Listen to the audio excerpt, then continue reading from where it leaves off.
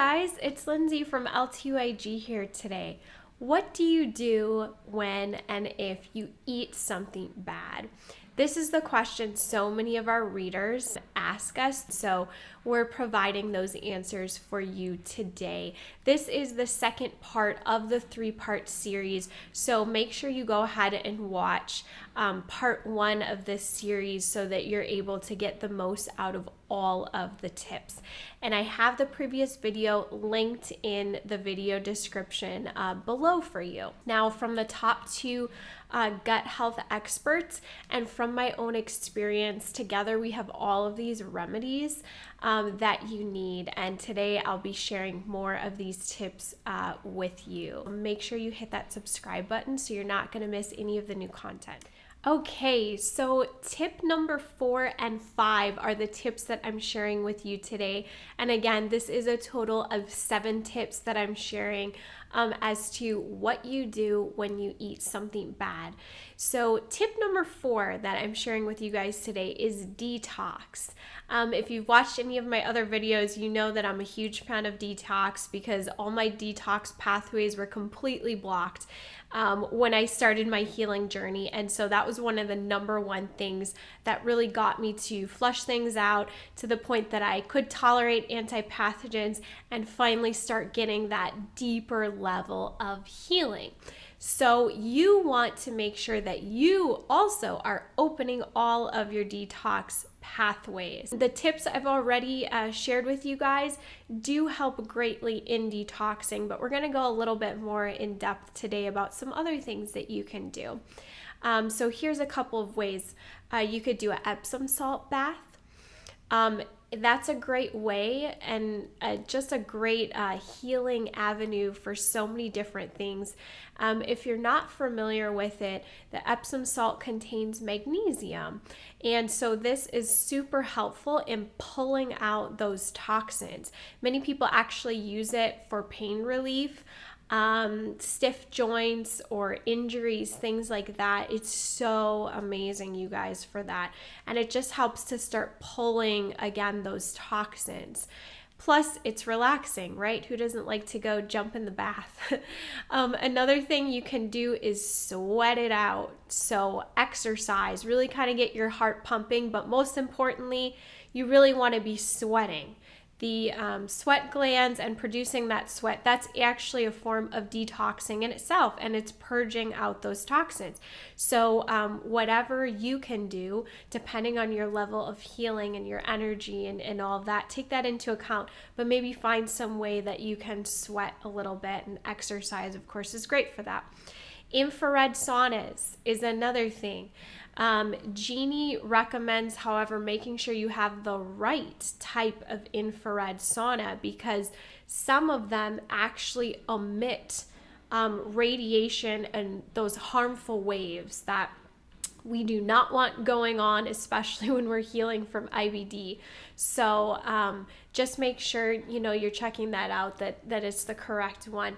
But again, this is a great healing treatment because it's kind of getting that lymphatic system going, and it can help the body eliminate harmful chemicals and toxins, which of course we're talking about.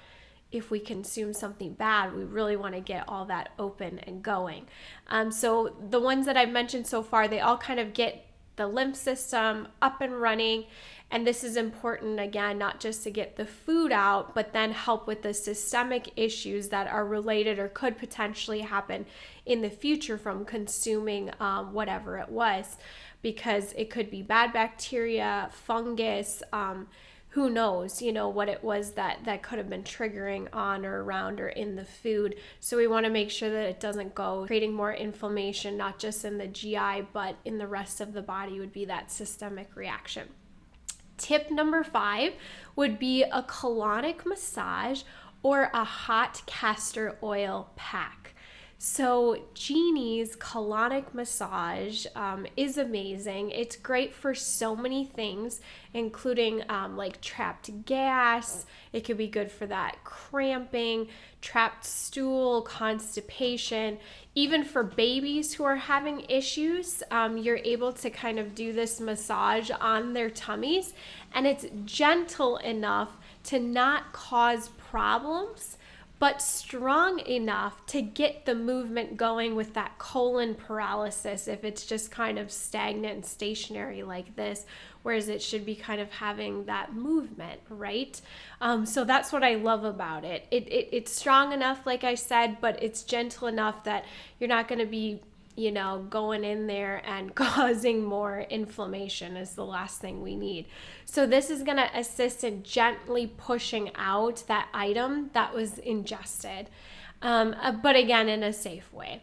So basically, it's kind of a massage of the abdomen, and Genie demonstrates this in her awesome video. So at the end of today's video, I'm going to explain how you can access that colonic massage video and the infrared sauna, the blog that she wrote on it, for more information. So now we're going to move on to the hot castor oil packs.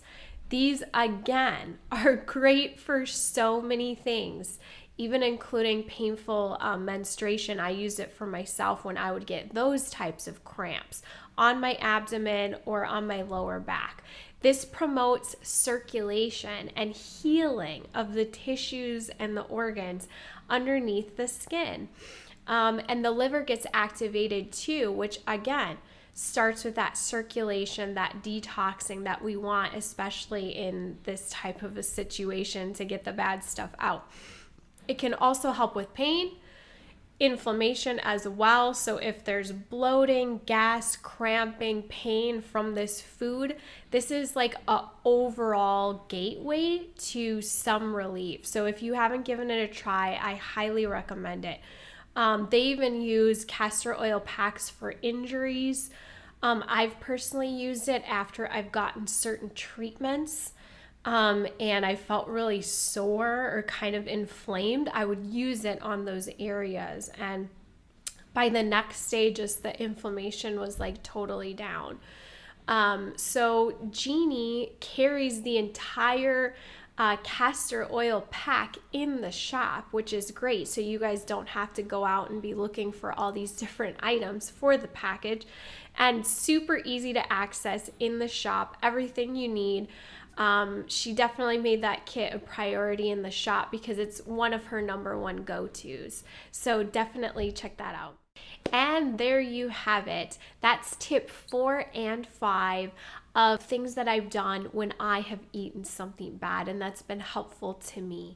Now stay tuned, as I'm going to be sharing 2 more tips, again, for the total of the 7 tips that has helped me when I eat something bad and assist in just bringing down that inflammation and preventing a flare from that. Now see the description below for a link to the information of the blog that Genie wrote on the infrared saunas, selecting the correct one, and a video on how to do the colonic massage that I was mentioning, as well as a link to Genie's hot castor oil pack in the shop. So you can go directly there, purchase that. You're gonna have everything you need, and you can start implementing this as soon as today and start that healing journey.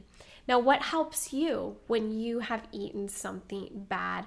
Please share with me in the comments. I love interacting with you guys, so just keep it coming. Don't forget to hit that subscribe button.